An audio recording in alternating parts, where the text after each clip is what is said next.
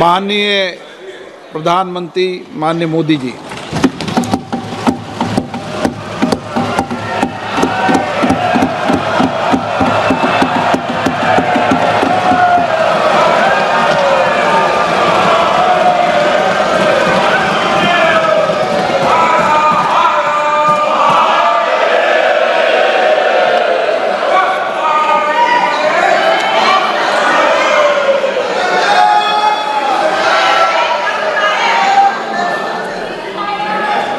आदरणीय अध्यक्ष जी,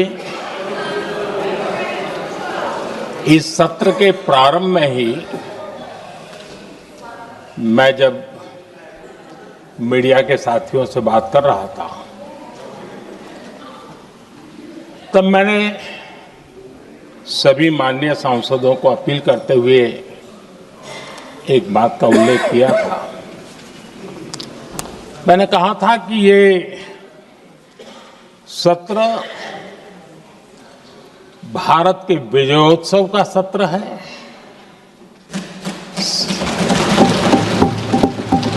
संसद का ये सत्र भारत के गौरवगान का सत्र है।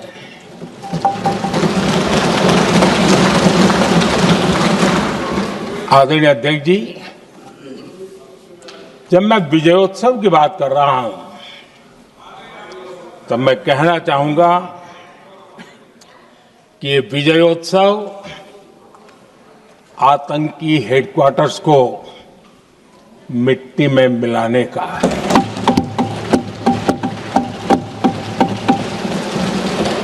जब मैं विजयोत्सव कहता हूं तो ये विजयोत्सव सिंदूर की सौगंध पूरा करने का है।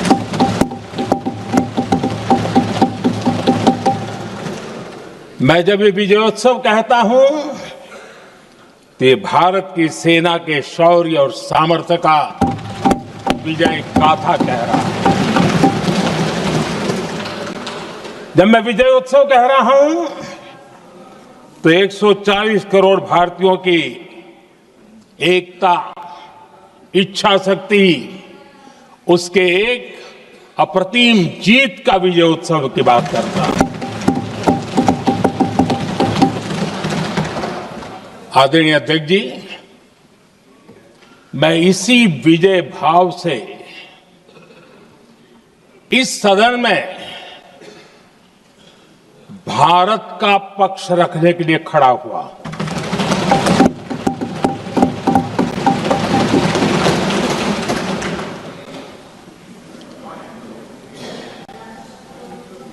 और जिन्हें भारत का पक्ष नहीं दिखता है उन्हें मैं आईना दिखाने के लिए खड़ा हुआ।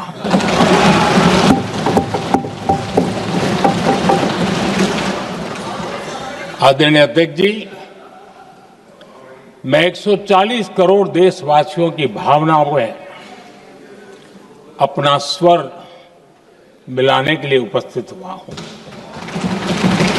ये 140 करोड़ देशवासियों की भावना के जो गूंज है, जिस सदन में सुनाई दी है, मैं उसे अपना एक स्वर मिलाने खड़ा हुआ। आदरणीय अध्यक्ष जी, ऑपरेशन सिंदूर के दरमियान जिस प्रकार से देश के लोगों ने मेरा साथ दिया, मुझे आशीर्वाद दिए, देश की जनता मुझ पर कर्ज है। मैं देशवासियों का आभार व्यक्त करता हूं। मैं देशवासियों का अभिनंदन करता हूं। आदरणीय अध्यक्ष जी, 22 अप्रैल को पहलगाम में जिस प्रकार की क्रूर घटना घटी, जिस प्रकार आतंकवादियों ने निर्दोष लोगों को उनका धर्म पूछ पूछ करके गोलियां मारी, ये क्रूरता की पराकाष्ठा थी। भारत को हिंसा की आग में झोंकने का ये सुविचारित प्रयास था। भारत में दंगे फैलाने की ये साजिश थी। मैं आज देशवासियों का धन्यवाद करता हूं कि देश ने एकता के साथ उस साजिश को नाकाम कर दिया।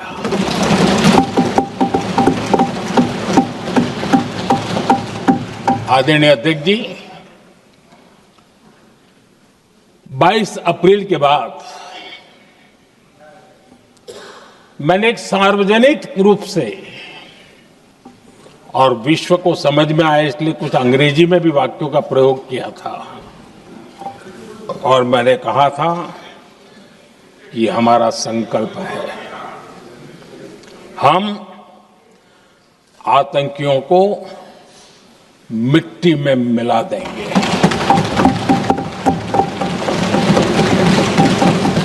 और मैंने सार्वजनिक रूप से कहा था,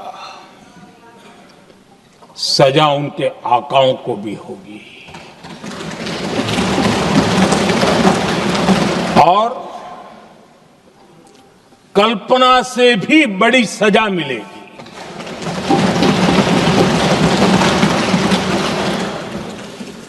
22 अप्रैल को मैं विदेश था, मैं तुरंत लौट के आया और आने के तुरंत बाद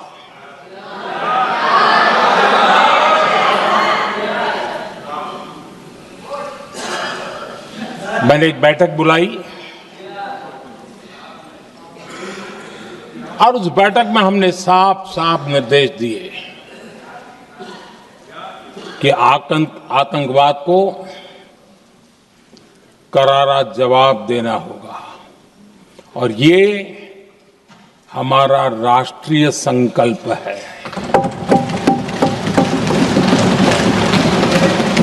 आदरणीय अध्यक्ष जी, हमें हमारे सैन्य बलों की क्षमता पर पूरा विश्वास है, पूरा भरोसा है उनकी क्षमता पर, उनके सामर्थ्य पर, उनके साहस पर। सेना को कार्रवाई की खुली छूट दे दी गई और यह भी कहा गया कि सेना तय करें कब, कहां, कैसे, किस प्रकार से। ये सारी बातें उस मीटिंग में साफ साफ कह दी गई और कुछ बातें उसमें से मीडिया में शायद रिपोर्ट भी हुई है।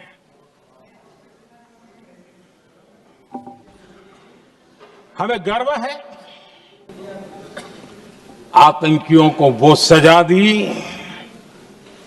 और सजा ऐसी है कि आज भी आतंक के उन आकाओं की नींद उड़ी हुई है।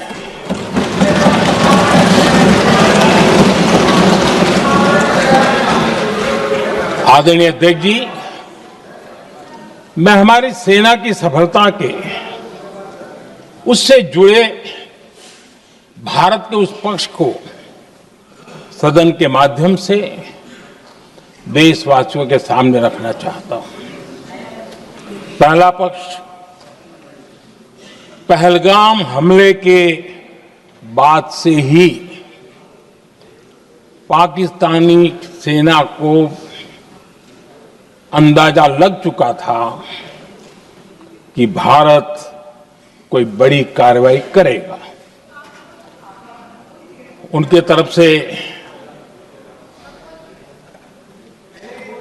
न्यूक्लियर की धमकियों के भी बयान आना शुरू हो चुके थे।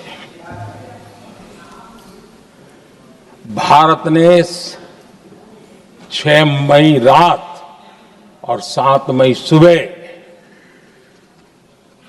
जैसा तय किया था वैसी कार्रवाई की और पाकिस्तान कुछ नहीं कर पाया। 22 मिनट में 22 अप्रैल का बदला निर्धारित लक्ष्य के साथ हमारी सेना ने ले लिया। दूसरा पक्ष, आदरणीय अध्यक्ष जी, पाकिस्तान के साथ हमारी लड़ाई की तो कई बार हुई है, लेकिन ये पहली ऐसी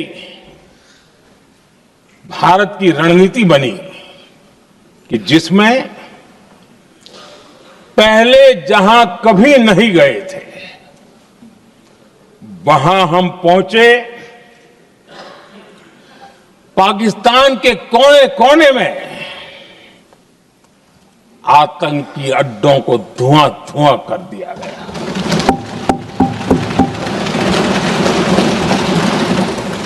आतंक के गढ़ कोई सोच नहीं सकता कि वहां तक कोई जा सकता है। बहावलपुर और मुर्गे उसको भी जमीन दोस्त कर दिया गया। आदरणीय अध्यक्ष जी, हमारे सेनाओं ने आतंकी अड्डों को तबाह कर दिया। तीसरा पक्ष, पाकिस्तान की न्यूक्लियर धमकी को हमने झूठा साबित कर दिया।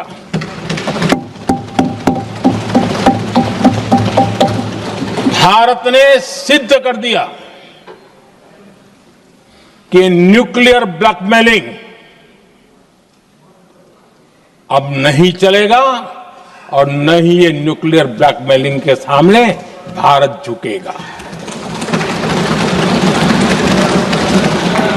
आदरणीय अध्यक्ष जी, चौथा पक्ष, भारत ने दिखाई अपनी तकनीकी क्षमता। पाकिस्तान के सीने पर सटीक प्रहार किया। पाकिस्तान के एयरबेस एसेट्स को भारी नुकसान हुआ और आज तक उनके कई एयरबेस आईसीयू में पड़े हैं। आज टेक्नोलॉजी आधारित युद्ध का युग है। ऑपरेशन सिंदूर इस महारत में भी सफल सिद्ध हुआ है।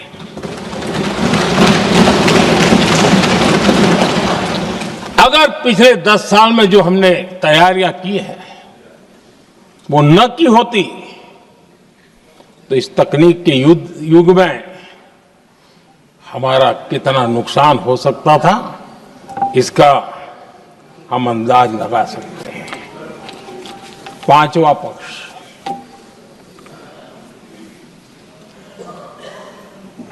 ऑपरेशन सिंदूर के दरमियान पहली बार हुआ जब आत्मनिर्भर भारत की ताकत को दुनिया ने पहचाना।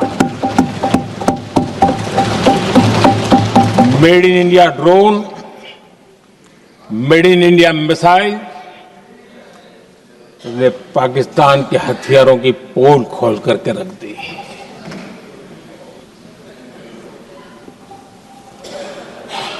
आदरणीय अध्यक्ष जी, और भी एक महत्वपूर्ण काम जो हुआ है, वैसे जब राजीव गांधी जी थे उस समय उनके जो एक डिफेंस का काम देखने वाले अमोस थे, उन्होंने जब मैंने सीडीएस की घोषणा की तो वो बहुत प्रसन्न होकर के मुझे मिलने आए थे और बहुत बहुत प्रसन्न थे वो। इस समय ऑपरेशन में नेवी, आर्मी, एयरफोर्स, तीनों सेनाओं का जॉइंट एक्शन, इसके बीच की सिनर्जी, इसने पाकिस्तान के छक्के छुड़ा दिए।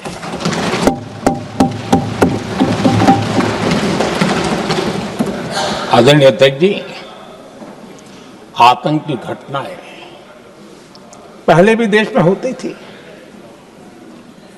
लेकिन पहले आतंकवादियों के मास्टरमाइंड निश्चिंत होते थे और वो आगे की तैयारी में लगे रहते थे, उनको पता था कुछ नहीं होगा।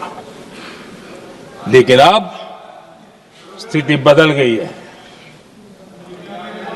अब हमले के बाद मास्टरमाइंड को नींद नहीं आती। उनको पता है कि भारत आएगा और मार के जाएगा।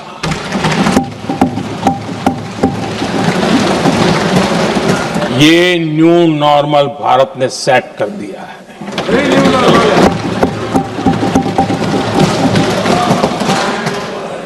आदरणीय अध्यक्ष जी, दुनिया ने देख लिया कि हमारी कार्यवाही का दायरा कितना बड़ा, स्केल कितना बड़ा।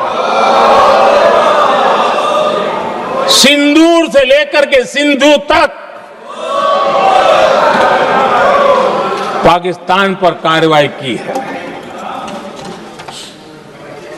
ऑपरेशन सिंदूर ने तय कर दिया कि भारत में आतंकी हमले की, उसके आकाओं को और पाकिस्तान को भारी कीमत चुकानी पड़ेगी। अब ऐसे ही नहीं जा सकते।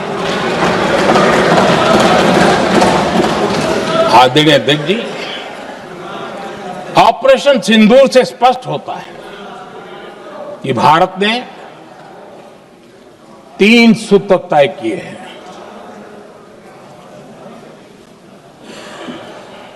अगर भारत पर आतंकी हमला हुआ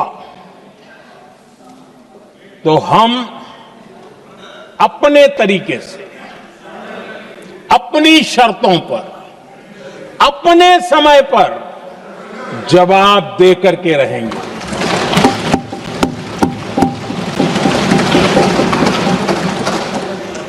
दूसरा, कोई भी न्यूक्लियर ब्लैकमेल अब नहीं चलेगा।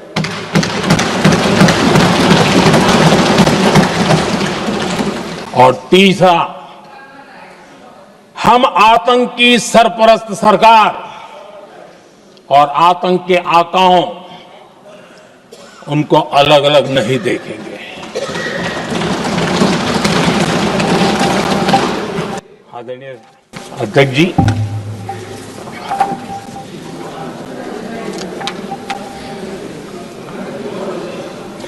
यहां पर विदेश नीति को लेकर के भी काफी बातें कही गई हैं।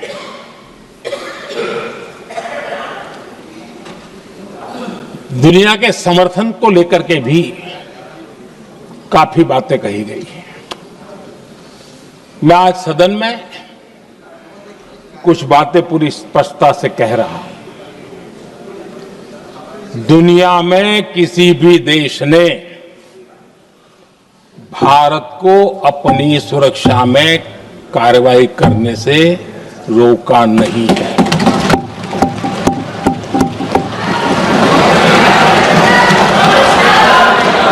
संयुक्त राष्ट्र 193 कंट्रीज,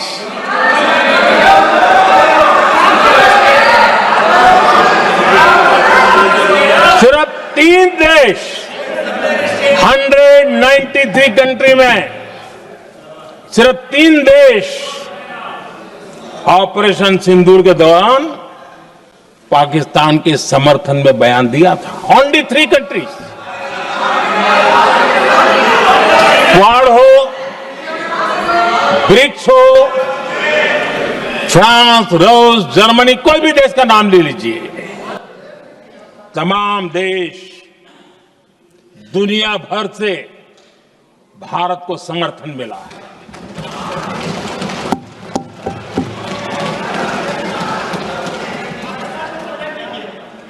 आदरणीय अध्यक्ष जी, दुनिया का समर्थन तो मिला, दुनिया के देशों का समर्थन मिला, माननीय लेकिन ये दुर्भाग्य है कि मेरे देश के वीरों के पराक्रम को कांग्रेस का समर्थन नहीं।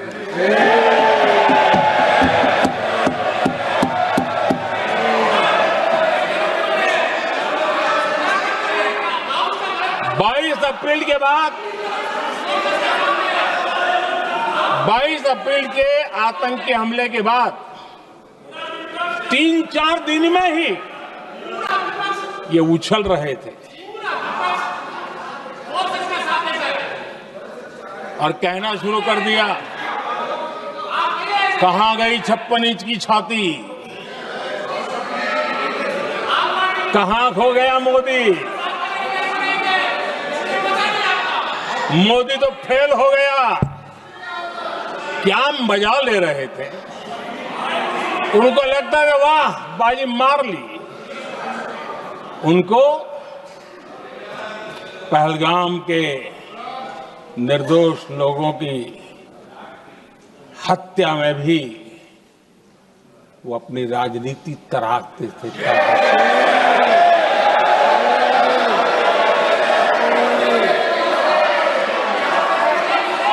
अपनी स्वार्थी राजनीति के लिए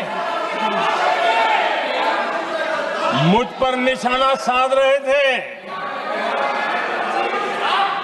लेकिन उनकी ये बयानबाजी, इनका छिछोरापन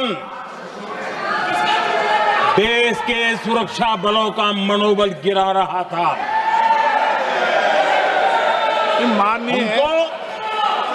माननीय प्रतिपक्ष के नेता, एक मिनट, प्रतिपक्ष के नेता आपकी बात अपने ध्यान से सुनिए। आप बेटे कांग्रेस कर रहे हैं और कुछ नेताओं को पीछे से, ये उचित नहीं है आपके लिए। न भारत के सामर्थ्य पर भरोसा है और न ही भारत की सेनाओं पर, इसलिए वो लगातार ऑपरेशन सिंदूर पर सवाल उठा रहे हैं। ऐसा करके आप लोग मीडिया में हेडलाइंस तो ले सकते हैं, लेकिन देशवासियों के दिलों में जगह नहीं बना सकते।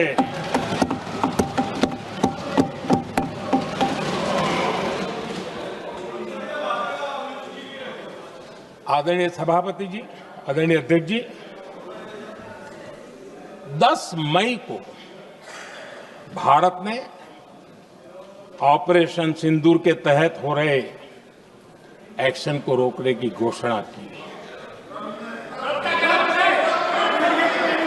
इसको लेकर यहां भांति भांति की बातें कही गई। ये वही प्रोपेगेंडा है जो सीमा पार से फैलाया गया है। कुछ लोग सेना द्वारा दिए गए तथ्यों की जगह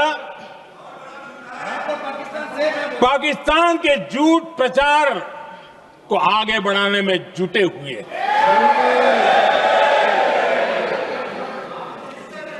जबकि भारत का रुख हमेशा स्पष्ट रहा है।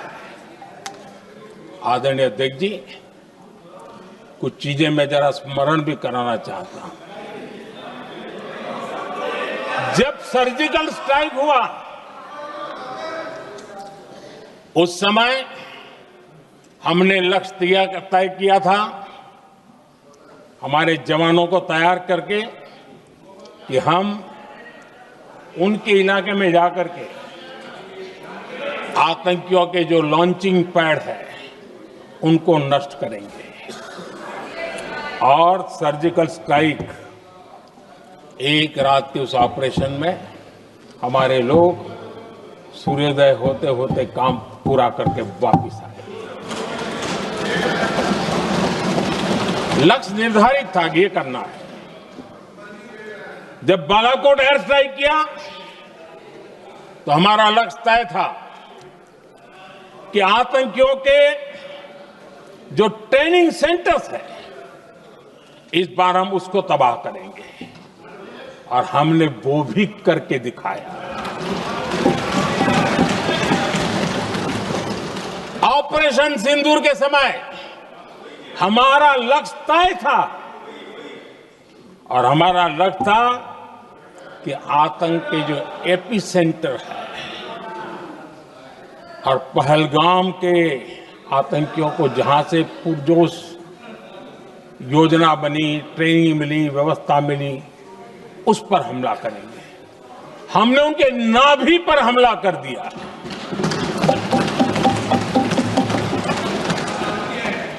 जहां पहलगाम के आतंकियों का रिक्रूटमेंट हुआ, ट्रेनिंग होती थी, फंडिंग होता था, उन्हें टेक्निकल सपोर्ट मिलता था, शस्त्र सरंजाम मिलता था, उस जगह को आइडेंटिफाई किया और हमने सटीक तरीके से ऑपरेशन सिंदूर के तहत आतंकियों की नाभि पे प्रहार कर दिया। और आदरणीय अध्यक्ष जी, इस बार भी हमारी सेना ने 100% लक्ष्यों को हासिल करके देश के सामर्थ्य का परिचय दिया।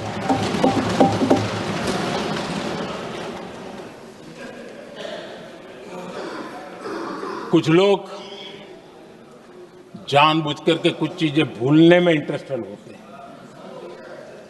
देश भूलता नहीं है, देश को याद है।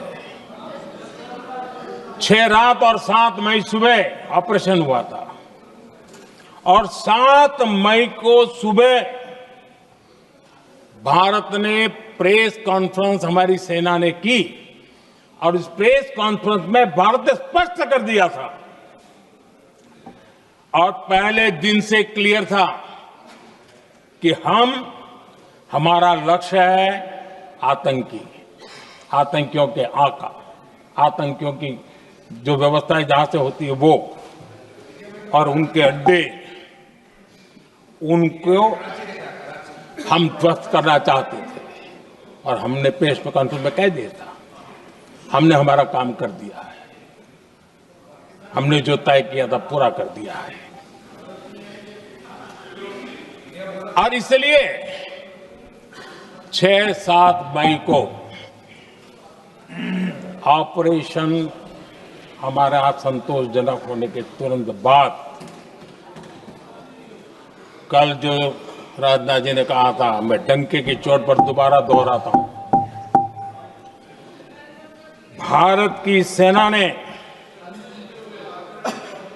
पाकिस्तान की सेना को चंद मिनटों में बता दिया कि हमारा ये लक्ष्य था, हमने लक्ष्य पूरा कर दिया है, ताकि उनको पता चले और हमें भी पता चले कि उनके दिल दिमाग में क्या चलता है।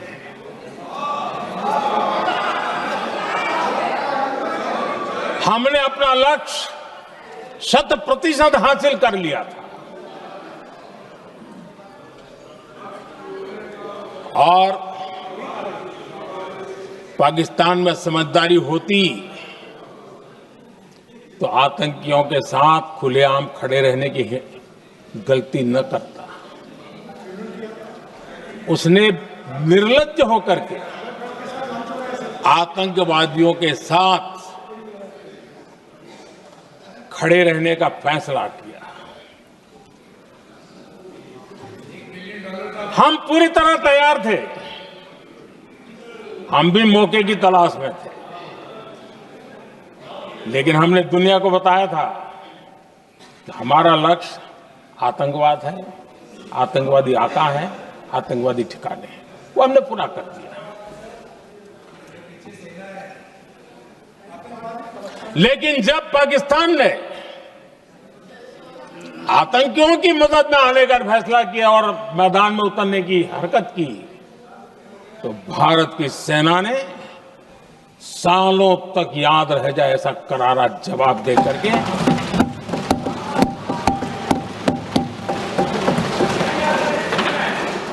9 मई की मध्य रात्रि और 10 मई की एक प्रकार से सुबह हमारी मिसाइलें उन्होंने पाकिस्तान के हर कोने में प्रचंड प्रहार किया, जिसकी पाकिस्तान ने कभी कल्पना नहीं की थी और पाकिस्तान को घुटनों पर आने के लिए मजबूर कर दिया।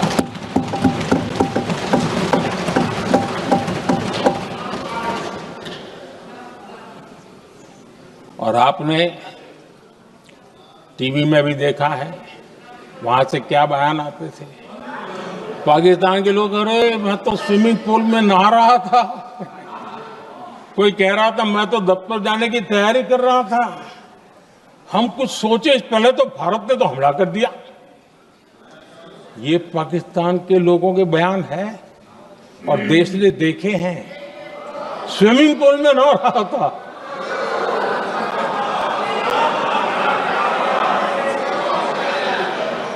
और जब इतना कड़ा प्रहार हुआ, पाकिस्तान ने कभी सोचा तक नहीं था, तब जाकर के पाकिस्तान ने फोन करके डीजीएमओ के सामने फोन करके गुहार लगाई, बस करो, बहुत मारा, अब ज्यादा मार झेलने की ताकत नहीं है, प्लीज हमला रोक दो। ये पाकिस्तान के डीजीएमओ का फोन था।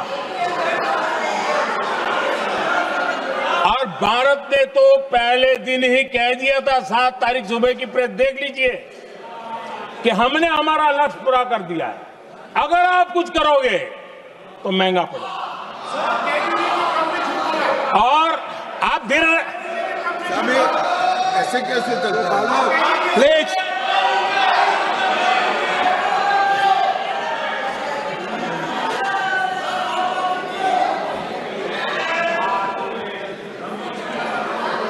मैं आज दोबारा कह रहा हूं, ये भारत की स्पष्ट नीति थी, सुविचारित नीति थी, सेना के साथ मिलकर के तय की हुई नीति थी और वे ये थी कि हम आतंक, उनके आका, उनके ठिकाने, ये हमारा लक्ष्य है।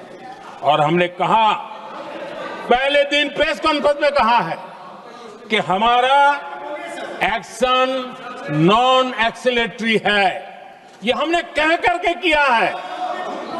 और इसके लिए साथियों हमने हमला रोका।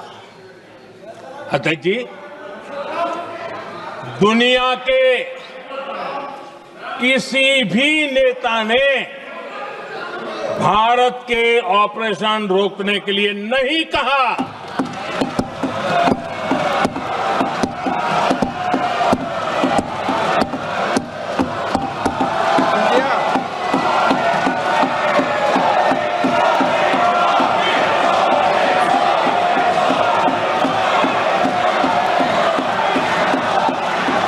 उसी दौरान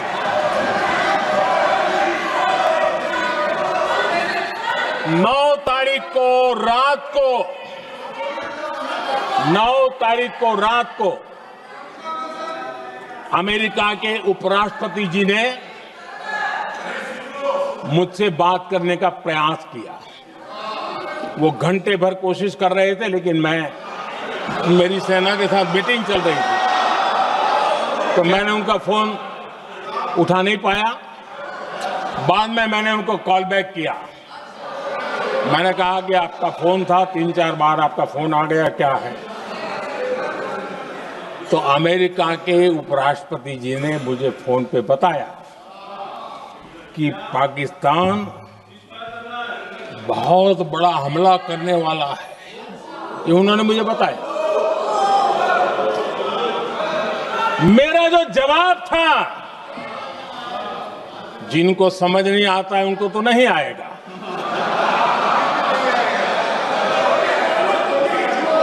मेरा जवाब था, अगर पाकिस्तान का ये इरादा है तो उसे बहुत महंगा पड़ेगा। ये मैंने अमेरिका के उपराष्ट्रपति को कहा।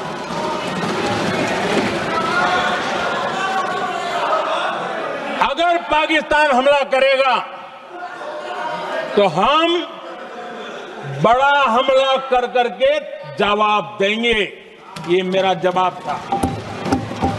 और आगे मेरा एक वाक्य था, मैंने कहा था हम गोली का जवाब गोले से देंगे। ये 9 तारीख रात की बात है और 9 रात में और 10 सुबह हमने पाकिस्तान को सैन्य शक्ति को तहस नहस कर दिया था। और यही हमारा जवाब था, यही हमारा जज्बा था। और आज पाकिस्तान भी भली भांति जान गया है कि भारत का हर जवाब पहले से ज्यादा तगड़ा होता है।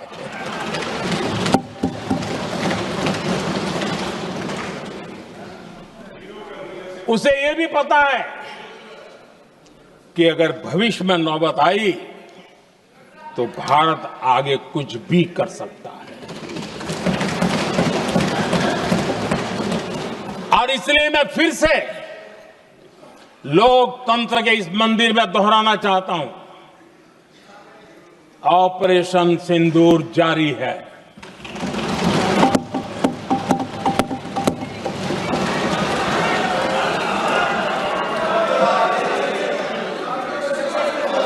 पाकिस्तान ने दुस्साहस की अगर कल्पना की तो उसे करारा जवाब दिया जाएगा।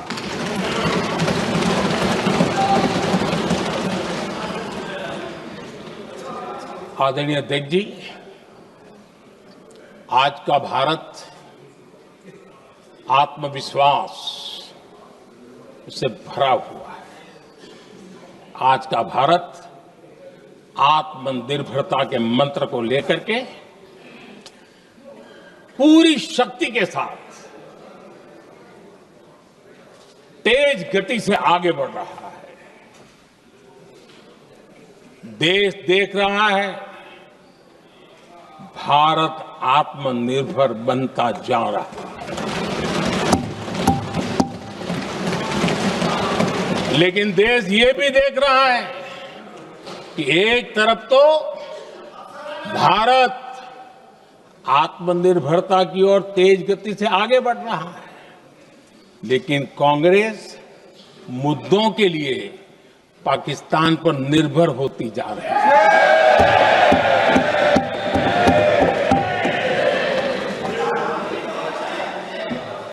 मैं आज पूरा दिन देख रहा था, जो 16 घंटे से जो चर्चा चल रही है, दुर्भाग्य से। प्लीज बैठिए, सब जवाब दे दिया आपका। आप सुनते नहीं, सबका जवाब दे दिया। Please no. दुर्भाग्य से सुनिए जवाब। कांग्रेस को पाकिस्तान के मुद्दे इंपोर्ट करने पड़ रहे हैं।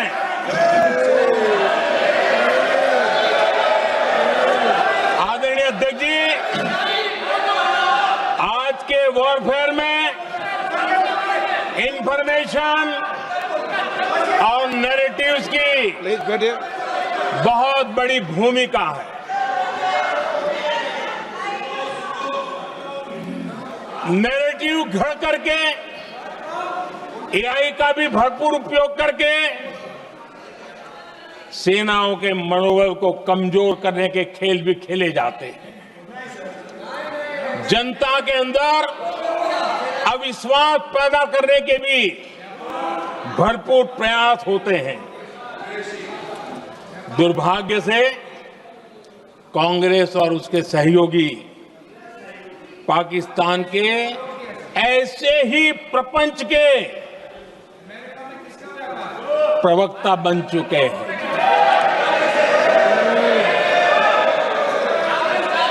आदरणीय अध्यक्ष जी, देश की सेना ने,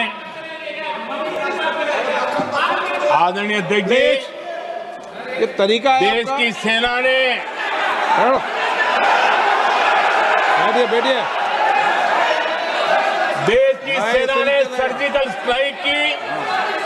बैठिए।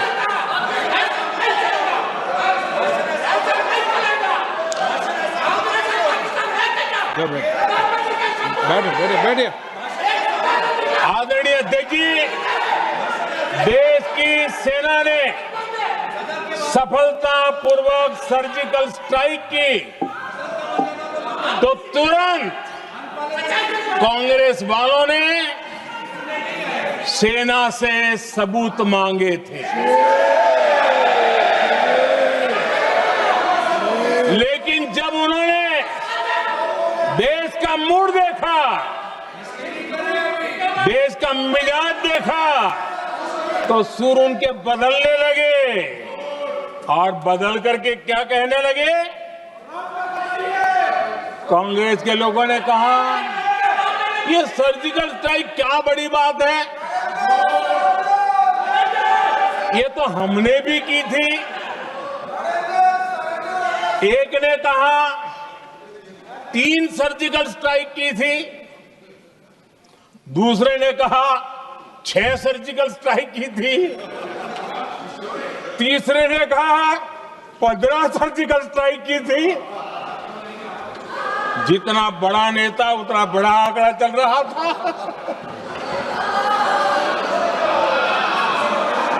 आदरणीय अध्यक्ष जी, इसके बाद बालाकोट में सेना ने एयर स्ट्राइक की। अब एयर स्ट्राइक तो ऐसी थी कि वो कुछ कह नहीं सकते थे, इसलिए ये तो नहीं कहा कि भाई हमने भी की थी।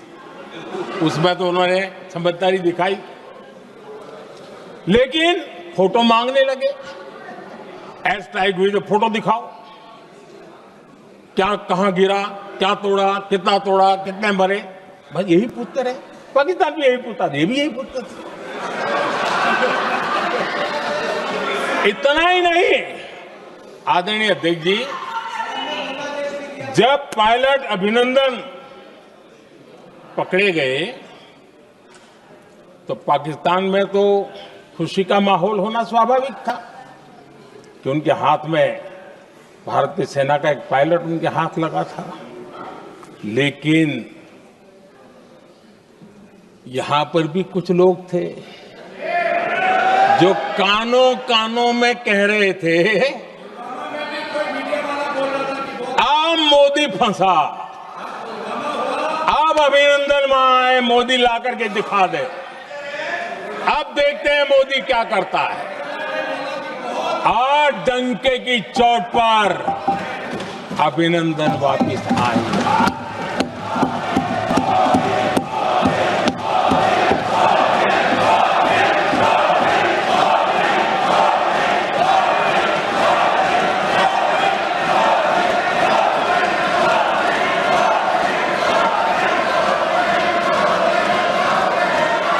अभिनंदन को ले आए तो इनकी बोलती बंद हो गई। इनको लगा यार कि नसीब वाला आदमी है, हमारा हथियार हाथ से निकल गया। आदरणीय अध्यक्ष जी, पहलगाम हमले के बाद हमारा बीएसएफ का एक जवान पाकिस्तान के कब्जे में गया, तो फिर इनको लगा वाह, बड़ा मुद्दा हाथ में आ गया है, अब मोदी फंस जाएगा। अब तो मोदी की फजीयत जरूर होगी। और उनकी इकोसिस्टम ने सोशल मीडिया में बहुत सारी कथाएं वायरल की कि ये बीएसएफ के जवान का क्या होगा, उसके परिवार का क्या होगा। ये वापस आएगा, कब आएगा, कैसे आएगा, न जाने क्या क्या चला दिया। आदरणीय अध्यक्ष जी, बीएसएफ का वो जवान भी आन बान शान के साथ वापस आया।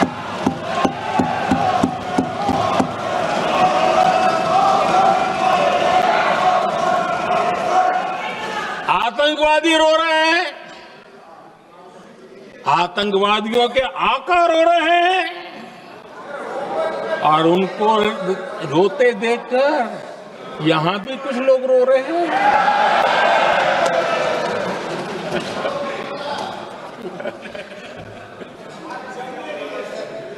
अब देखिए, सर्जिकल स्ट्राइक में सर्जिकल स्ट्राइक चल रही थी, उसके बाद उन्होंने एक खेल खेलने की कोशिश की, बात जमी नहीं। एयर स्ट्राइक हुई तो दूसरा खेल खेलने की कोशिश की, वो भी जमी नहीं। जब ये ऑपरेशन सिंदूर हुआ तो उन्होंने नया पैंतरा शुरू किया, और क्या शुरू किया? रोक क्यों दिया? पहले तो मानने को तैयार नहीं थे कि मुक्त करते, अब कहते रोक क्यों दिया? वाह रे बयान बहादुरों,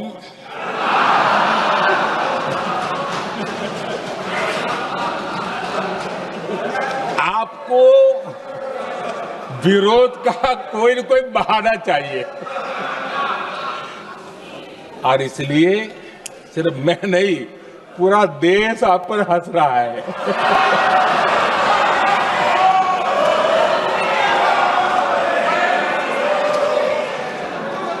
आदरणीय अध्यक्ष जी, सेना का विरोध, सेना के प्रति एक पता नहीं नेगेटिविटी, ये कांग्रेस का पुराना रवैया रहा है। देश ने अभी अभी करगिल विजय दिवस मनाया, लेकिन देश पूरी तरह जानता है कि उनके कार्यकाल में और आज तक करगिल के विजय को कांग्रेस ने अपनाया नहीं। न करगिल विजय दिवस मनाया है, न करगिल विजय का गौरव किया। इतिहास साक्षी है अध्यक्ष जी। जब डोकलाम में सैन्य हमारा शौर्य दिखा रहा था, तब कांग्रेस के नेता चुपके चुपके किससे ब्रीफिंग लेते थे, वो सारी दुनिया अब जान गई।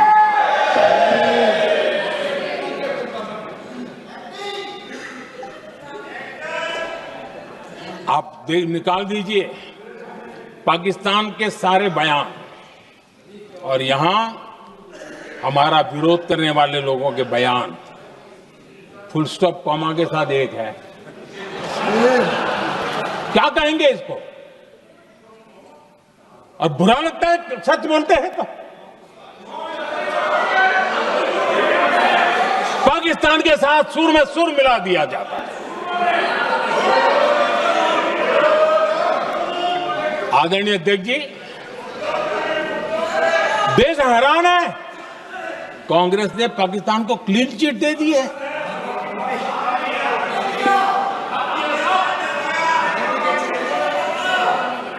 उनकी ये हिम्मत, और इनकी आदत जाती नहीं है, ये हिम्मत कि पहलगाम के आतंकी पाकिस्तानी थे, इसका सबूत दो।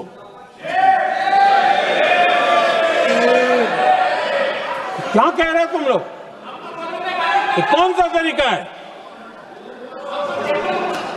और यही मांग पाकिस्तान कर रहा है जो कांग्रेस कर रही है। और आदरणीय अध्यक्ष जी, आज जब सबूतों की कोई कमी नहीं है, सब कुछ आंखों के सामने दिखता है, तब ये हालत है। अगर ये सबूत ना होते तो क्या करते ये लोग, आप बताइए। आदरणीय अध्यक्ष जी,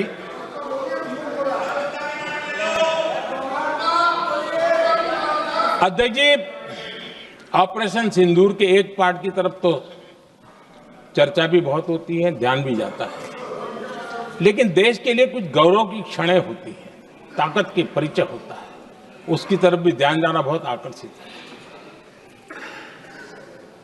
हमारे एयर डिफेंस सिस्टम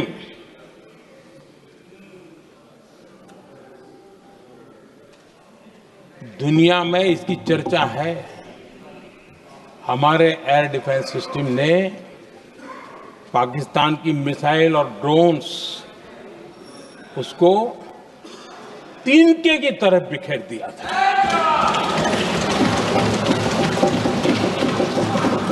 आदरणीय अध्यक्ष जी, मैं एक आंकड़ा आज बताना चाहता हूं,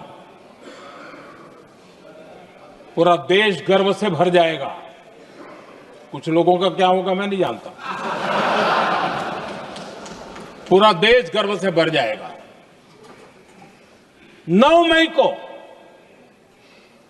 पाकिस्तान ने करीब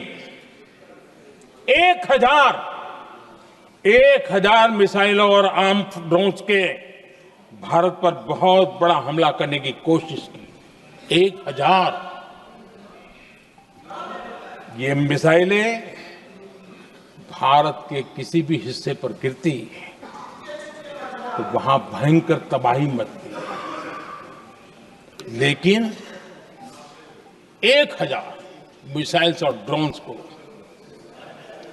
भारत ने आसमान में ही चूर चूर कर दिया।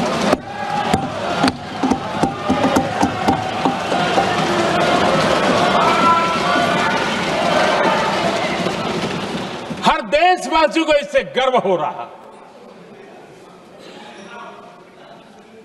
लेकिन जैसे कांग्रेस के लोग इंतजार कर रहे थे, कुछ तो गड़बड़ होगी यार, मोदी मरेगा, कहीं तो फंसेगा।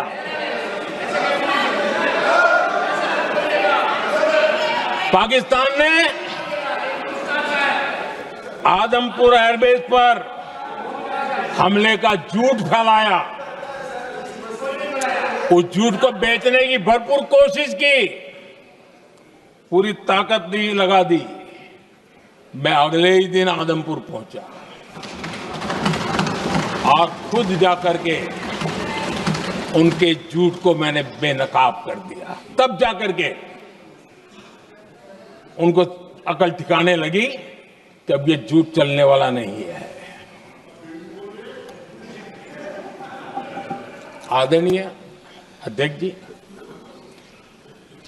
जो हमारे छोटे दलों के साथी हैं, जो राजनीति में नए हैं,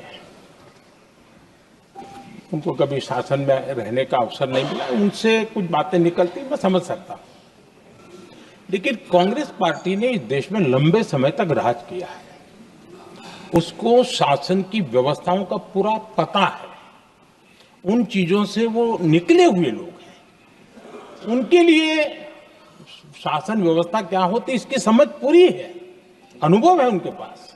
उसके बाद भी विदेश मंत्रालय तुरंत जवाब दे, उसको स्वीकारना नहीं, विदेश मंत्री जवाब दे, इंटरव्यू दे, बार बार बोले, उसको स्वीकारना नहीं, गृह मंत्री बोले, रक्षा मंत्री बोले, किसी पर भरोसा नहीं। जिसने इतने सालों तक राज किया, उनको देश की व्यवस्थाओं पर अगर भरोसा नहीं है, तब शक उठता है कि क्या हालत हो गई है इनकी। आदरणीय अध्यक्ष जी, अब कांग्रेस का भरोसा पाकिस्तान के रिमोट कंट्रोल से बनता है और बदलता है।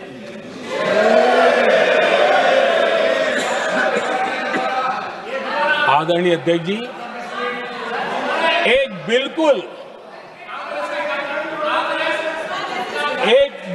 कांग्रेस के नए सदस्य, यानी उनको तो क्षमा करनी चाहिए, नए सदस्य को क्या कहेंगे, लेकिन कांग्रेस के आका जो उनको लिख करके देते हैं और उनसे बुलवाते हैं, खुद में हिम्मत नहीं है, उनसे बुलवाते हैं कि ऑपरेशन सिंदूर ये तो तमाशा था, ये आतंकवादियों ने जिन 26 लोगों को मौत के घाट उतारा था ना, उस भयंकर क्रूर घटना पर ये तेजाब छिड़कने वाला पाप है। तमाशा कहते हो? आपकी असहमति हो सकती है और ये कांग्रेस के नेता बुलवाते हैं।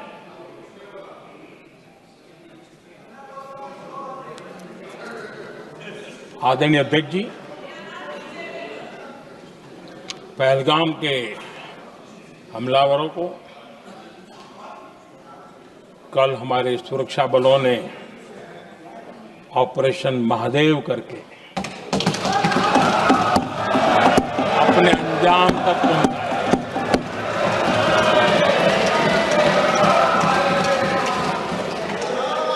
लेकिन मैं हैरान हूं, यहां ठहाके लगा के पूछा गया कि आखिर ये कल ही क्यों हुआ।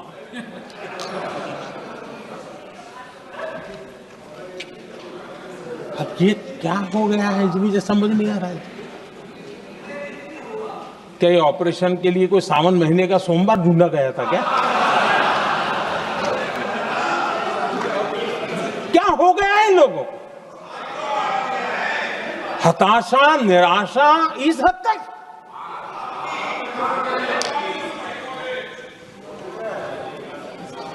और देखिए मजा, पिछले कई सप्ताह से हाँ ऑपरेशन सिंदूर हो गया तो ठीक है, पहलगाम के आतंकियों का क्या हुआ, पहलगाम के आतंकियों का। अब हुआ तो कल क्यों हुआ?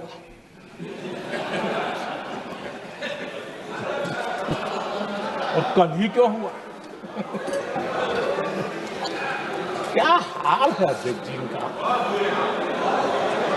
आदरणीय अध्यक्ष जी,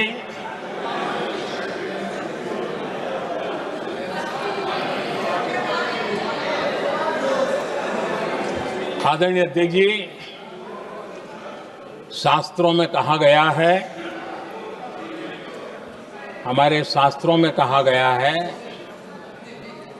शस्त्रेण रक्षिते राष्ट्रे, शस्त्रेण रक्षिते राष्ट्रे शास्त्र चर्चा प्रवर्तते।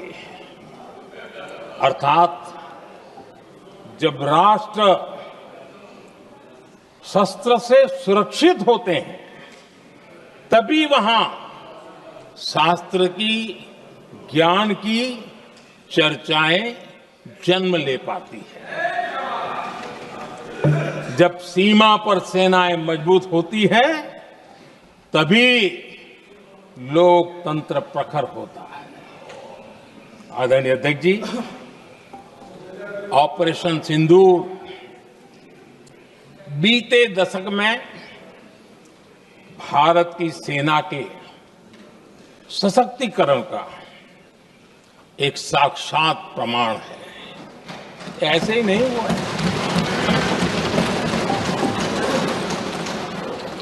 कांग्रेस के शासन के दौरान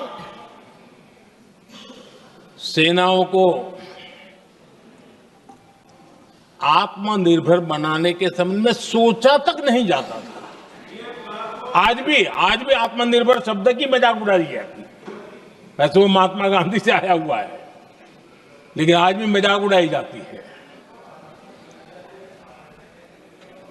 हर रक्षा सौदे में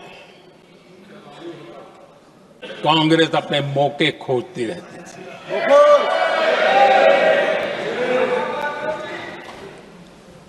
छोटे छोटे हथियारों को लिए विदेशों पर निर्भरता, ये इनका कार्यकाल रहा है।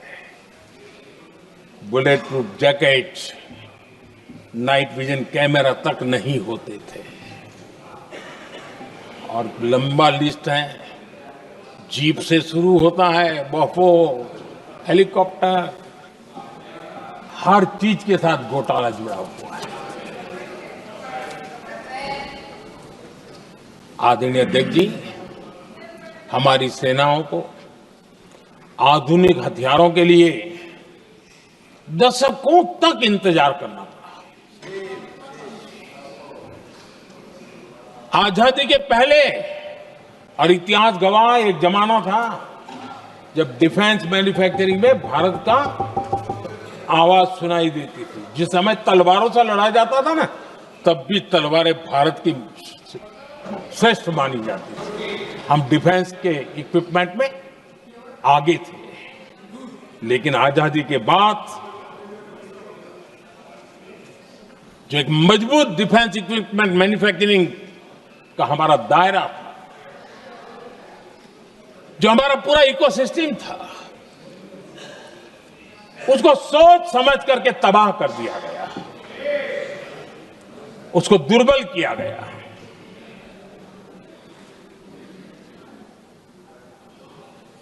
रिसर्च और मैन्युफैक्चरिंग के लिए रास्ते बंद कर दिए गए। अगर इसी नीति पर हम चलते तो भारत इस 21वीं सदी में ऑपरेशन सिंदूर के संबंध में सोच भी नहीं सकता। यह हालत करके रखा हुआ था उन्होंने। भारत को सोचना पड़ता कि अगर कोई एक्शन लेना है तो शस्त्र कहां से मिलेंगे, साधन कहां से मिलेगा, बारूद कहां से मिलेगा, समय पर मिलेगा नहीं मिलेगा, बीच बचाव में रुक तो नहीं जाएगा, ये टेंशन पालना पड़ता है।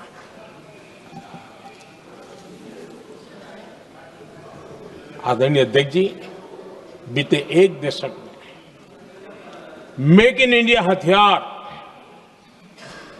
सेना को मिले, उन्होंने इस ऑपरेशन में बहुत निर्णायक भूमिका निभाई।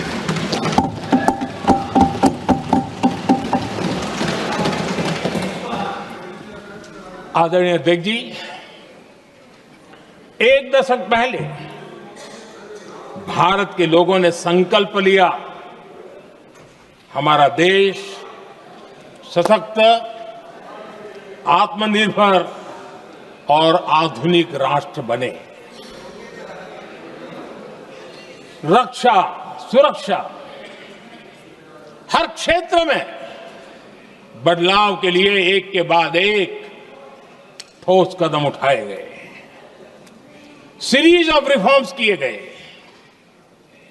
और देश में सेना में जो रिफॉर्म्स हुए हैं, जो आजादी के बाद पहली बार हुए। चीफ ऑफ डिफेंस स्टाफ की नियुक्ति, ये विचार कोई नया नहीं था, दुनिया में प्रयोग भी चलते हैं, भारत में निर्णय नहीं होते थे। हमने, ये बहुत बड़ा रिफॉर्म था, हमने किया और बहुत ही, मैं हमारी तीनों सेनाओं का अभिनंदन करता हूं कि इस व्यवस्था को उन्होंने दिल से सहयोग किया है, दिल से स्वीकार किया है। सबसे बड़ी ताकत ज्वाइंटनेस और इंटीग्रेशन की इस समय नेवी हो, एयरफोर्स हो, आर्मी हो, ये इंटीग्रेशन और ज्वाइंटनेस ने हमारी ताकत को अनेक गुना बढ़ा दिया और उसका परिणाम भी हमें नजर में आया है, ये हमने करके दिखाया। सरकार की जो डिफेंस प्रोडक्शन की कंपनियां थी, उसमें हमने रिफॉर्म किए। शुरुआत में वहां पर आग लगाना, आंदोलन करवाना, हड़तालें करवाने के खेल चल रहे थे, अभी भी बंद नहीं हुए हैं, लेकिन देश हित को सर्वोपरि मान करके उन डिफेंस इंडस्ट्री के हमारे जो लोग थे सरकारी व्यवस्था में, उन्होंने इसको मन से लिया, रिफॉर्म को स्वीकार किया और वो भी आज बहुत प्रोडक्टिव बन गए। इतना ही नहीं, हमने प्राइवेट सेक्टर के लिए भी डिफेंस के दरवाजे खोल दिए हैं और आज भारत का प्राइवेट सेक्टर आगे आ रहा है। आज स्टार्टअप्स डिफेंस के क्षेत्र में हमारे 27-30 साल के नौजवान, टियर 2, टियर 3 सिटी के नौजवान, कई कुछ जगह तो बेटियां स्टार्टअप का नेतृत्व कर रही है। डिफेंस के सेक्टर में सैकड़ों की तादाद में आज स्टार्टअप काम कर रहे हैं। ड्रोन्स, एक प्रकार से मैं कह सकता हूं, ड्रोन्स की जितनी भी एक्टिविटी हमारे देश में हो रही है, शायद एवरेज 30-35 की उम्र होगी जो लोग कर रहे हैं, वो सारे लोग, और सैकड़ों की तादाद में कर रहे हैं।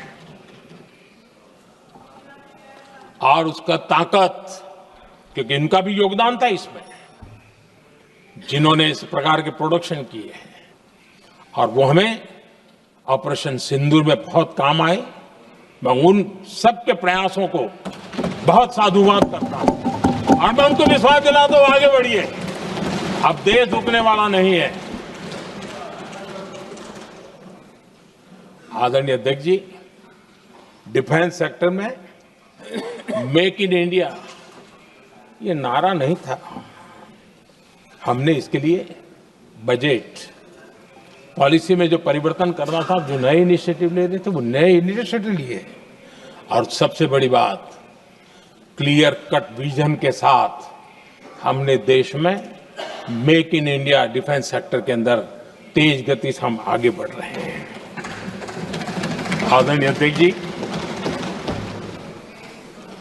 एक दशक में डिफेंस का बजट लगभग पहले से 3 गुना हुआ है। डिफेंस प्रोडक्शन में करीब करीब 250% वृद्धि हुई है, 250% वृद्धि हुई है। 11 वर्षों में डिफेंस एक्सपोर्ट 30 गुना से भी ज्यादा बढ़ा है, 30 गुना से ज्यादा। डिफेंस एक्सपोर्ट आज दुनिया के करीब 100 देशों तक हम पहुंचे। और आदरणीय अध्यक्ष जी, कुछ चीजें ऐसी होती हैं जो इतिहास में बहुत बड़ा प्रभाव छोड़ती है। ऑपरेशन सिंदूर ने डिफेंस का जो मार्केट है उसमें भारत का झंडा गाड़ दिया है। भारत के हथियारों की डिमांड आज बढ़ती चली जा रही है, मांग बढ़ रही है। ये भारत में उद्योगों को भी बल देगी, एमएसएमई को बल देगी, हमारे नौजवानों को रोजगार देगी, और हमारे नौजवान अपनी बनाई चीजों से दुनिया में अपनी ताकत का प्रदर्शन कर पाएंगे। ये आज दिख रहा है, मैं देख रहा हूं। डिफेंस के क्षेत्र में जो आत्मनिर्भर भारत की दिशा में हम जो कदम उठा रहे हैं, मैं हैरान हूं। कुछ लोगों को आज भी तकलीफ हो रही है, जैसे उनका खजाना लूट गया। ये कौन सी मानसिकता है? देश को ऐसे लोगों को पहचानना होगा। आदरणीय अध्यक्ष जी, मैं स्पष्ट करना चाहता हूं, डिफेंस में भारत का आत्मनिर्भर होना ये आज की शस्त्रों की स्पर्धा में के काल में विश्व शांति के लिए भी जरूरी है।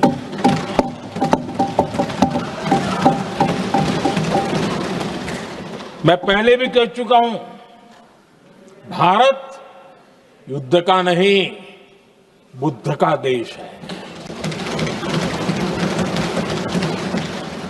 हम समृद्धि, शांति चाहते हैं, लेकिन हम ये कभी न भूले कि समृद्धि का और शांति का रास्ता शक्ति से ही गुजरता है।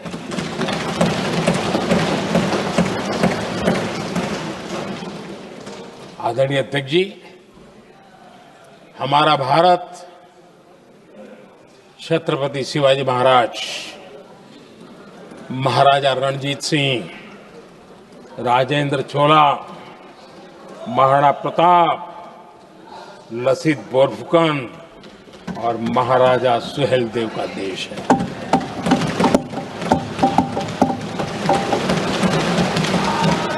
आदरणीय अध्यक्ष जी, हम विकास और शांति के लिए सामरिक सामर्थ्य पर भी फोकस करते हैं। आदरणीय अध्यक्ष जी, कांग्रेस के पास नेशनल सिक्योरिटी का विजन पहले था और आज तो सवाल ही नहीं उठता है।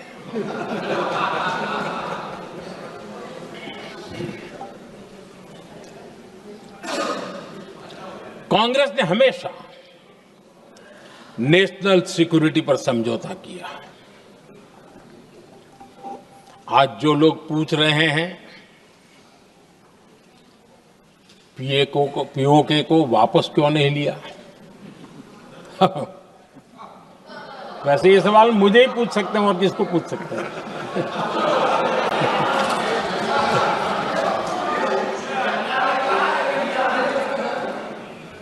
लेकिन इसके पहले जवाब देना होगा पूछने वालों को।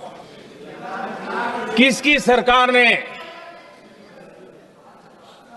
पीओके पर पाकिस्तान को कब्जा करने का अवसर दिया था? जवाब साफ है, जवाब साफ है।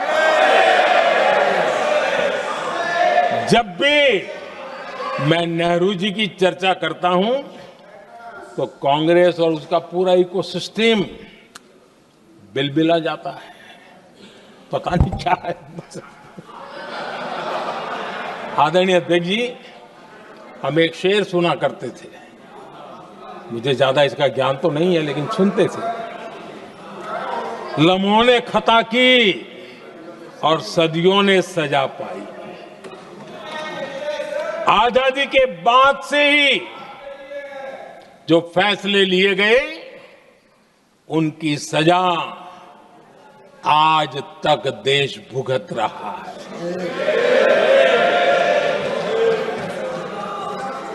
यहां बार बार एक बात का जिक्र हुआ और मैं फिर से करना चाहूंगा।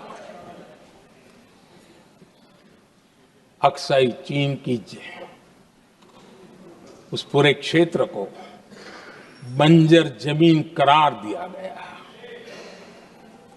ये कह करके तो बंजर है। देश की 38,000 वर्ग किलोमीटर जमीन हमें खोनी पड़ी।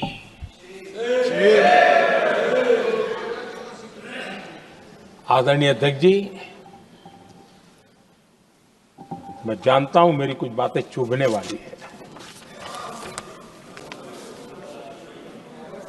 1962 और 1963 के बीच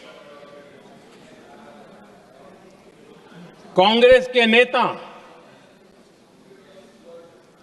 जम्मू कश्मीर के पूंछ, उरी, नीलम वैली और किशनगंगा को छोड़ देने का प्रस्ताव रख रहे थे। भारत की भूमि, आदरणीय अध्यक्ष जी, और वो भी लाइन ऑफ पीस के नाम पर किया जा रहा था। 1966 रण ऑफ कच्छ पर इन्हीं लोगों ने मध्यस्थता स्वीकार की। ये था उनका राष्ट्रीय सुरक्षा का विजन।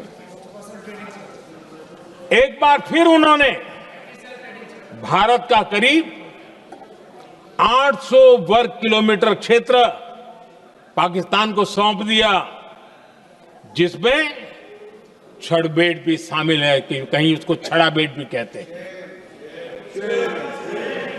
1965 की जंग में हाजीपीर पास को हमारी सेना ने वापस जीत लिया था, लेकिन कांग्रेस ने उसे फिर लौटा दिया।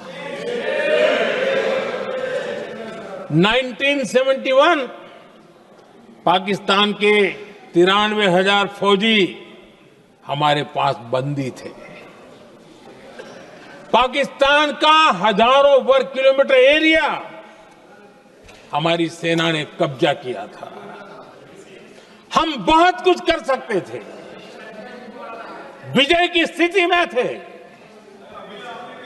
उस दौरान अगर थोड़ी सा विजन होता, थोड़ी सी समझ होती, तो पीओके वापस लेने का निर्णय हो सकता। वो मौका था, वो मौका भी छोड़ दिया गया। अरे इतना ही नहीं, इतना सारा जब सामने टेबल पर था, अरे कम से कम करतारपुर साहब को तो ले सकते थे, वो ही नहीं कर पाया। 1974 श्रीलंका को कच्चथीवू द्वीप को गिफ्ट कर दिया गया। आज तक हमारे मछुआरे भाई बहनों को इससे परेशानी होती है, उनकी जान पर आफत आती है। क्या गुनाह था तमिलनाडु के मेरे फिशरमैन भाई बहनों का कि आपने उनका हक छीन लिया और दूसरों को गिफ्ट कर दिया? कांग्रेस का दशकों से इरादा लेकर चल रही थी कि सियाचिन से सेना हटा दी जाए। आदरणीय अध्यक्ष जी, 2014 में देश ने इनको मौका नहीं दिया, वरना आज सियाचिन भी हमारे पास नहीं होता।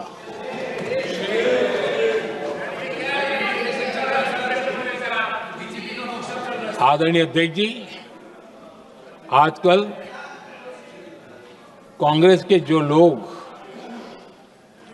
हमें डिप्लोमेसी का पाठ पढ़ा रहे हैं,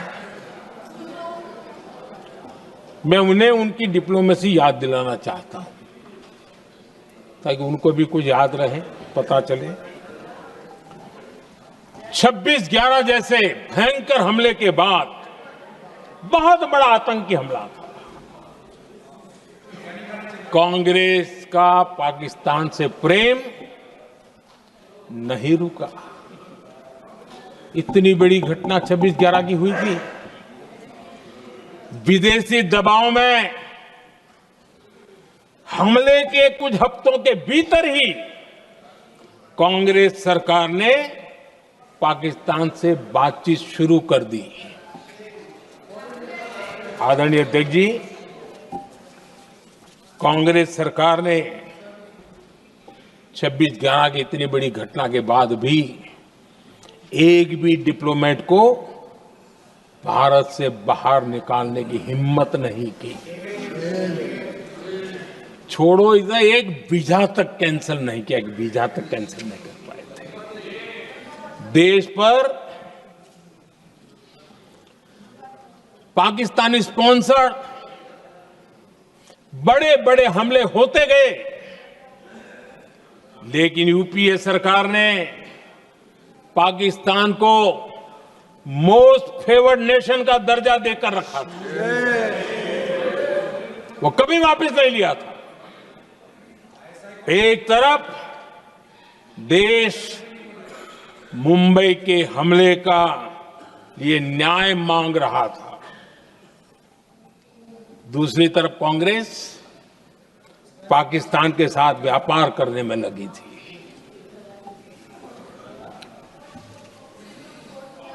पाकिस्तान वहां से खून की होली खेलने वाले आतंकियों को भेजते रहे और कांग्रेस यहां अमन की आश के मुशायरे किया करती थी। मुशायरे होते थे। हमने आतंकवाद और अमन की आस का ये वन वे ट्रैफिक बंद कर दिया।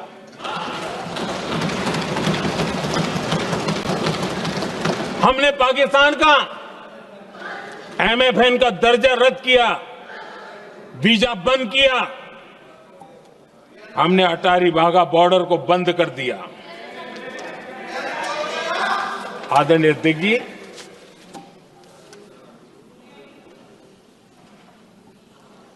भारत के हितों को गिरवी रख देना ये कांग्रेस की पार्टी की पुरानी आदत है। इसका सबसे बड़ा उदाहरण सिंधु जल समझौता है। सिंधु जल समझौता किसने किया? नेहरू जी ने किया। और मामला किससे जुड़ा था? भारत से निकलने वाली नदियां, हमारे यहां से निकली हुई नदियां। उसका वो पानी था। और वो नदियां हजारों साल से भारत की सांस्कृतिक विरासत रही है, भारत की चैतन्य शक्ति रही है। भारत को सुजलाम सुफलाम बनाने में उन नदियों का बहुत बड़ा योगदान रहा है। सिंधु नदी जो सदियों से भारत की पहचान हुआ करती थी, उसी से भारत जाना जाता था। लेकिन नेहरू जी और कांग्रेस ने सिंधु और झेलम जैसी नदियों पर विवाद के लिए पंचायत किसको दी? वर्ल्ड बैंक को दी। वर्ल्ड बैंक फैसला करे क्या कर रहा है, नदी हमारी, पानी हमारा।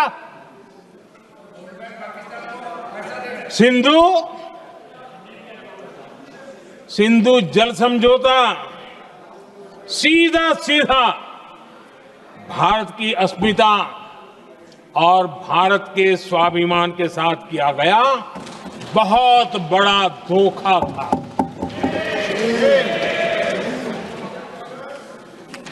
आदरणीय अध्यक्ष जी, आज के देश के युवा ये बात सुनते होंगे तो उनको भी आश्चर्य होगा कि ऐसे लोग थे हमारे देश का काम करते थे। नेहरू जी ने इस ट्रीटी करी और क्या किया? ये जो पानी था, जो नदियां थी, जो भारत से निकल रही थी, उन्होंने 80% पानी पाकिस्तान को देने के लिए वो राजी हो गए। और इतना बड़ा हिंदुस्तान, उसको सिर्फ 20% पानी। कोई मुझे समझाए भाई ये कौन सी बुद्धिमानी थी, कौन सा देश हित था, कौन सी डिप्लोमेसी थी, क्या हालत करके बना के रखा था आप लोगों ने। इतनी बड़ी आबादी वाला हमारा देश, हमारे यहां से निकलती हुई ये नदियां, और सिर्फ 20% पानी, और 80% पानी उन्होंने उसको दिया जो देश खुलेआम भारत को अपना दुश्मन करार कर देता रहता है, दुश्मन कहता रहा। और ये पानी पर किसका हक था? हमारे देश के किसानों का, हमारे देश के नागरिकों का। हमारा पंजाब, हमारा जम्मू कश्मीर देश के एक बहुत बड़े हिस्से को इन्होंने पानी के संकट में धकेल दिया, इस एक कारण से। और राज्यों के भीतर भी पानी को लेकर के आपस में संघर्ष पैदा हुई है, प्रतिस्पर्धा पैदा हुई, और उनका जिस पर हक था उस पर पाकिस्तान मौज करता रहा। और ये दुनिया में अपनी डिप्लोमेसी के पाठ पढ़ाते रहते हैं। आदरणीय अध्यक्ष जी, अगर ये ट्रीटी न होती तो पश्चिमी नदियों पर कई बड़ी परियोजनाएं बनती। पंजाब, हरियाणा, राजस्थान और दिल्ली, वहां के किसानों को भरपूर पानी मिलता, पीने के पानी की कोई समस्या नहीं रहती। औद्योगिक प्रगति के लिए भारत बिजली बना पाता। इतना ही नहीं, नेहरू जी ने इसके उपरांत करोड़ों रुपए भी दिए ताकि पाकिस्तान नहर बना सके।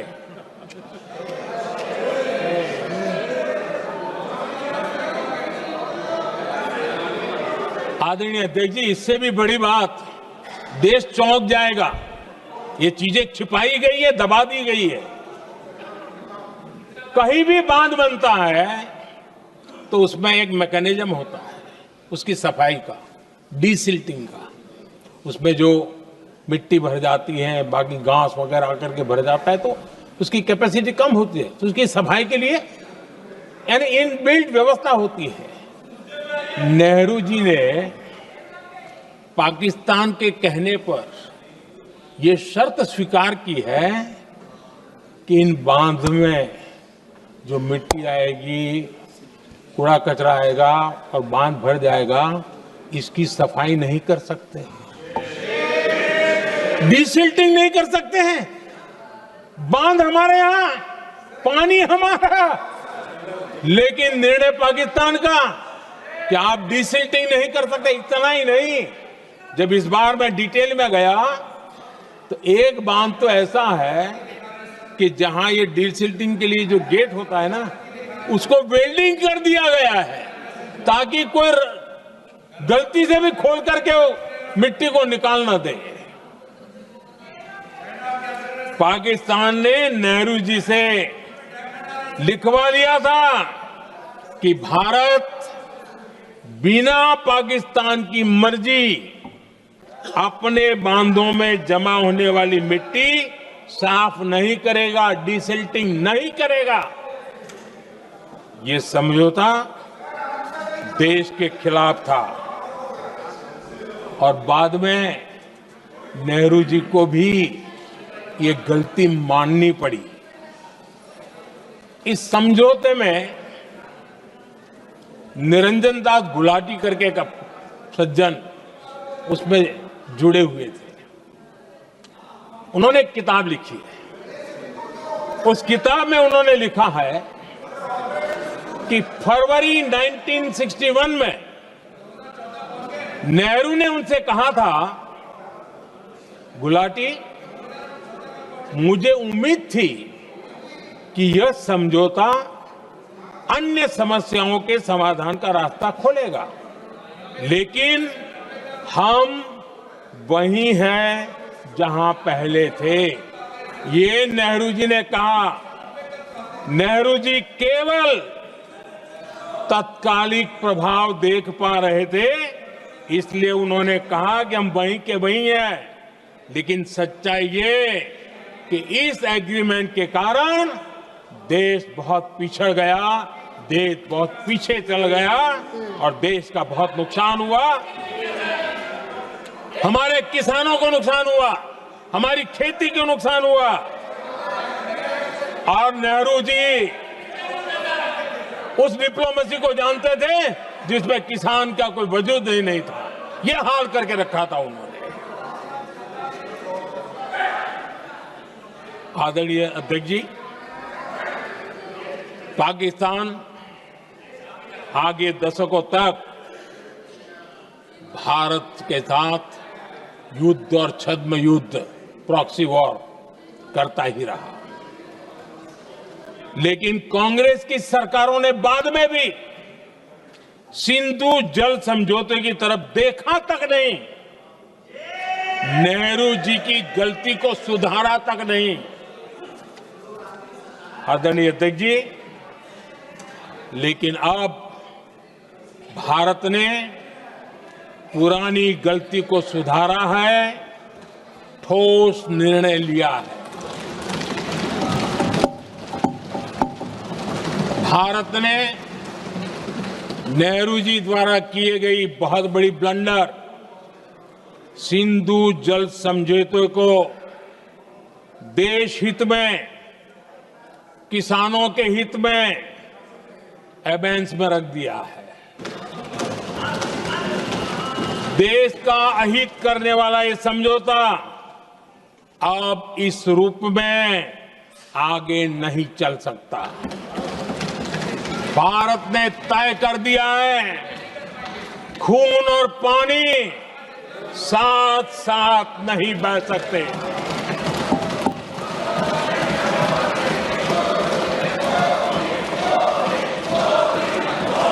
माननीय सदस्य, आप बहुत देर हो गई, आप उपनेता हैं, ये तरीका आप बैठे बैठे टोकते हैं। प्लीज, ये शोभा नहीं देता आपके लिए।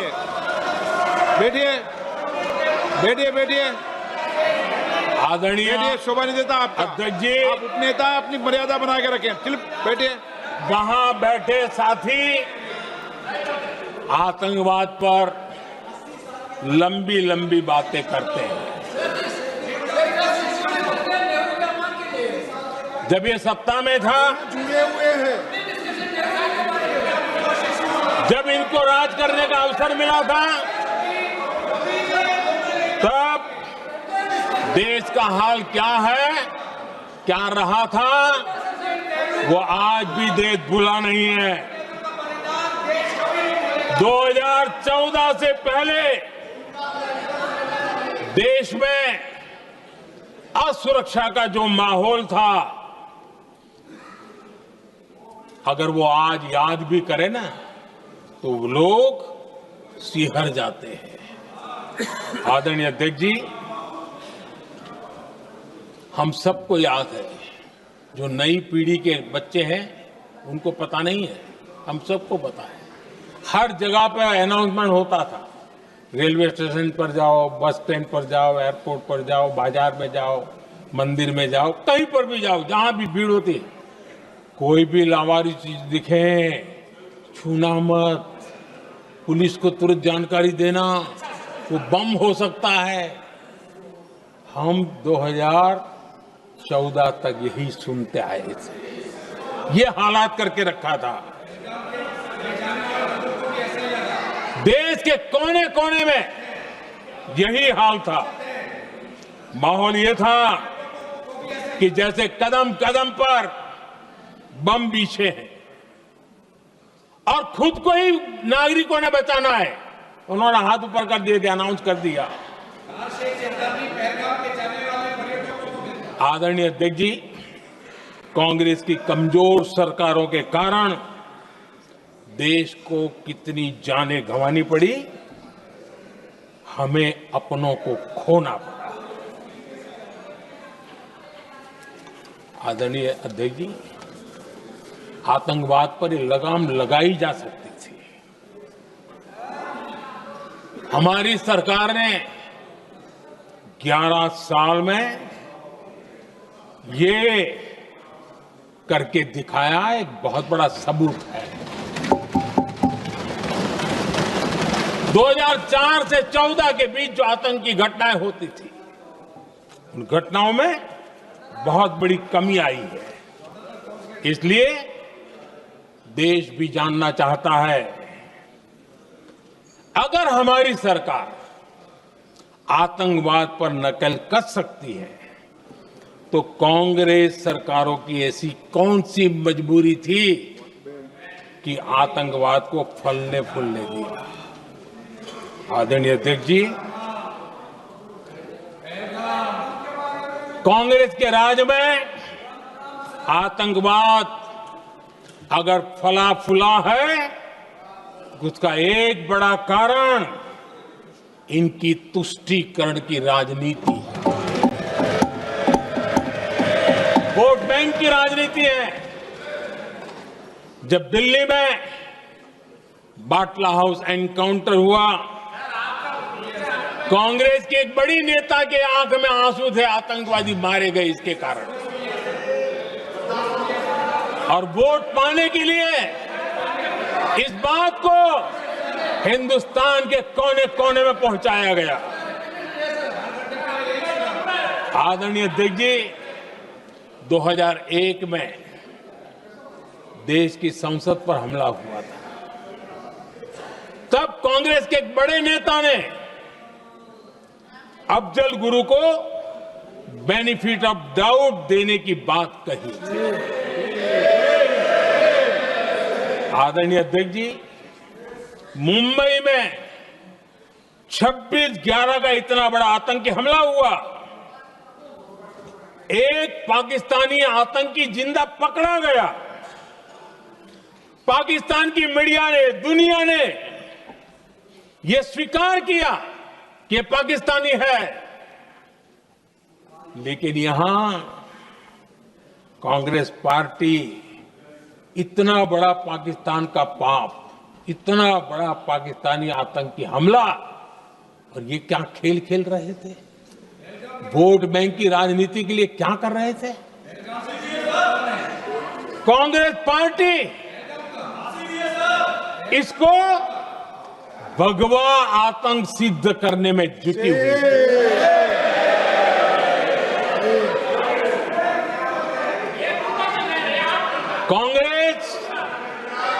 दुनिया को हिंदू आतंकवाद की छड़ी बेचने में लगी हुई थी।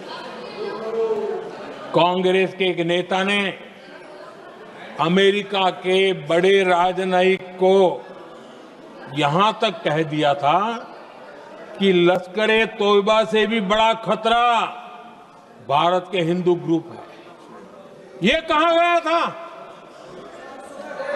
तुष्टीकरण के लिए कांग्रेस ने जम्मू कश्मीर में भारत का संविधान, बाबा साहब अंबेडकर का संविधान, उसे जम्मू कश्मीर में पैर नहीं रखने दिए। इन्होंने घुसने नहीं दिया, उसे बाहर रखा। तुष्टीकरण और वोट बैंक की राजनीति के लिए कांग्रेस हमेशा देश की सुरक्षा को बलि चढ़ाती रही। आदरणीय अध्यक्ष जी, तुष्टीकरण के लिए ही कांग्रेस ने आतंकवाद से जुड़े कानूनों को कमजोर किया। गृहमंत्री जी ने आज विस्तार से सदन में कहा है, इसलिए मैं इसको रिपीट करना नहीं चाहता। आदरणीय अध्यक्ष जी,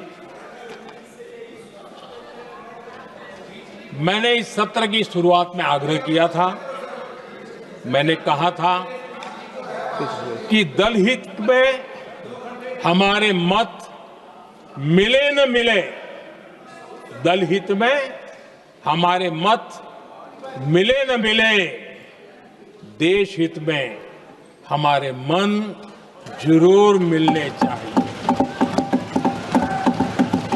पहलगाम की विभीषिका ने हमें गहरे घाव दिए हैं, उसने देश को झकझोर दिया है। इसके जवाब में हमने ऑपरेशन सिंदूर किया तो सेनाओं के पराक्रम ने, हमारे आत्मनिर्भर अभियान ने देश में एक सिंदूर स्पिरिट पैदा किया है।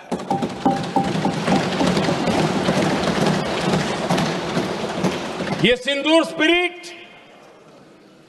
हमने तब भी देखी जब दुनिया भर में हमारे प्रतिनिधि मंडल भारत की बात बताने गए। मैं उन सभी साथियों को बहुत बहुत बधाई देता हूं। आपने बहुत ही प्रभावी ढंग से भारत की बात डंके की चोट पर दुनिया के सामने रखी। लेकिन मुझे दुख इस बात का है, हैरानी भी है, जो खुद को कांग्रेस के बड़े नेता समझते हैं, उनके पेट में दर्द हो रहा है कि भारत का पक्ष दुनिया के सामने क्यों रखा गया। शायद कुछ नेताओं को सदन में बोलने पर भी पाबंदी लगा दी गई।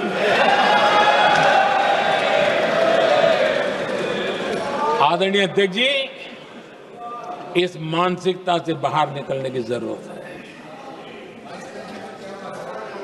कुछ पंक्तियां मेरे मन में आती हैं, मैं अपने भाव व्यक्त करना चाहता हूं।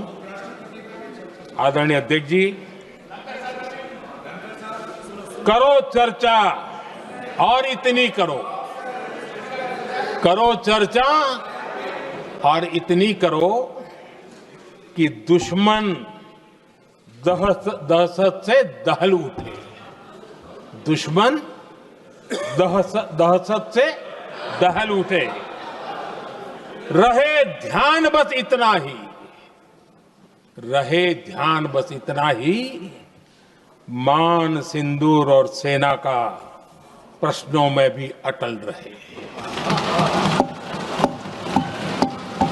हमला मां भारती पर हुआ अगर, तो प्रचंड प्रहार करना होगा। दुश्मन जहां भी बैठा हो, हमें भारत के लिए ही जीना होगा। मेरा कांग्रेस के साथियों से आग्रह है कि एक परिवार के दबाव में पाकिस्तान को क्लीन चिट देना बंद कर दें। जो देश की विजय की क्षण है, कांग्रेस उसे देश के उपहास का क्षण न बनाए। कांग्रेस अपनी गलती सुधारें। मैं आज सदन में फिर स्पष्ट करना चाहता हूं, अब भारत आतंकी नर्सरी में ही आतंकियों को मिट्टी में मिलाएगा।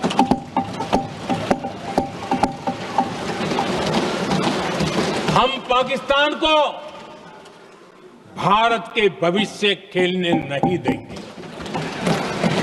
और इसलिए ऑपरेशन सिंदूर खत्म नहीं हुआ है, ऑपरेशन सिंदूर जारी है। और ये पाकिस्तान के लिए भी नोटिस है। वो जब तक भारत के खिलाफ आतंक का रास्ता रोकेगा नहीं, तब तक भारत एक्शन लेता रहेगा। भारत का भविष्य सुरक्षित और समृद्ध होगा, यही हमारा संकल्प है। इसी भाव के साथ मैं फिर से सभी सदस्यों को सार्थक चर्चा के लिए धन्यवाद देता हूं। और आदरणीय अध्यक्ष जी, मैंने भारत का पक्ष रखा है, भारत के लोगों की भावनाओं को व्यक्त किया है। मैं सदन का फिर से आभार व्यक्त करता हूं। बहुत बहुत धन्यवाद।